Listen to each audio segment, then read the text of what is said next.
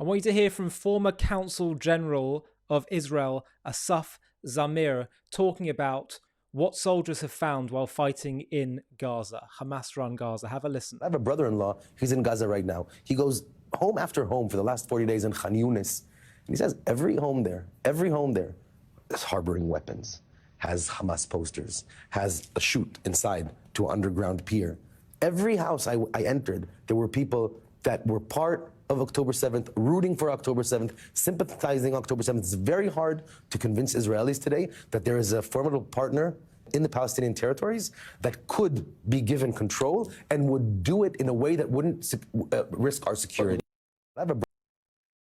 Absolutely. Absolutely. We've seen also from recent polling, a recent poll done by a Palestinian civil society polling company in March, just last month, that found that you still had 3 out of 4 Arabs living in Gaza or Judea and Samaria or the West Bank that still support what Hamas did on October 7th. The most disgraceful atrocity committed against the Jewish people since the Holocaust, a modern day pogrom. And yet this is who Israel is meant to do business with. And so when we talk about the civilian to combatant ratio, it's way more murky than that, when actually it seems like most of the society approve of, condone, and therefore are in some way complicit in what Hamas did and are doing. This is a society that is brainwashed, that is evil. Of course, there are innocents caught up, children you can't hold responsible, but they are the responsibility of their parents. And I'm sure there are people who could be changed, and we see amazing people like son of Hamas, Mossab Yosef, who changed his ways.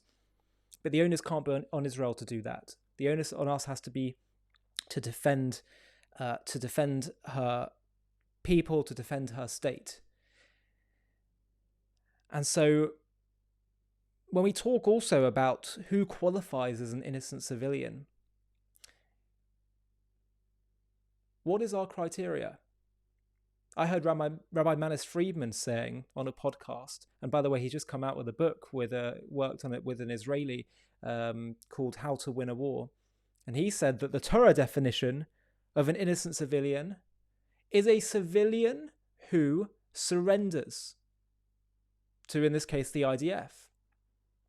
Waves a white flag that says, I don't want a part of this, that turns himself into the IDF.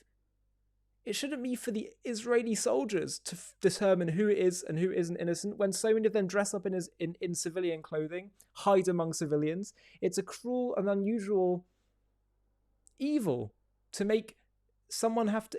IDF soldiers who are literally defending a state and could, with one wrong step, could lose their lives, to have to make split-second decisions. The onus is on the people of Gaza. And if you say, well, they might be scared to turn themselves in, well, that can't be Israel's problem.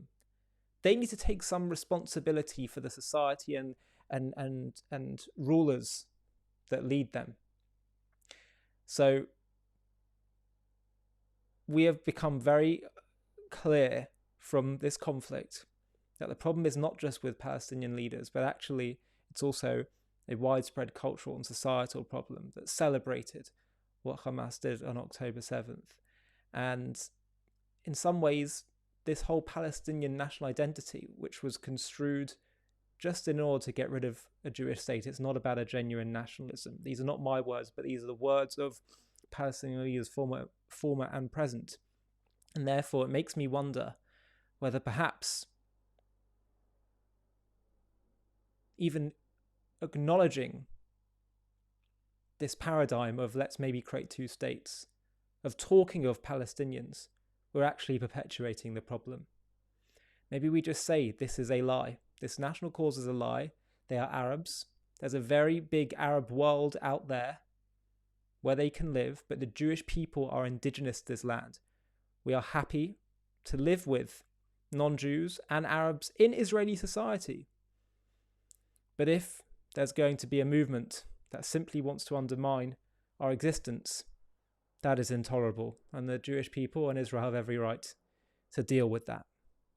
Hi everybody, thanks for watching. If you want to watch another one, click here. If you want to subscribe to stay up to date with all the latest JTV content, click here. And if you're feeling really keen, you can click the join button down below underneath this video, where you can get perks including early access to new videos and private live discussions with me, where we can talk about JTV content and strategy moving forward, and I'll get to hear from you. Thanks again for watching.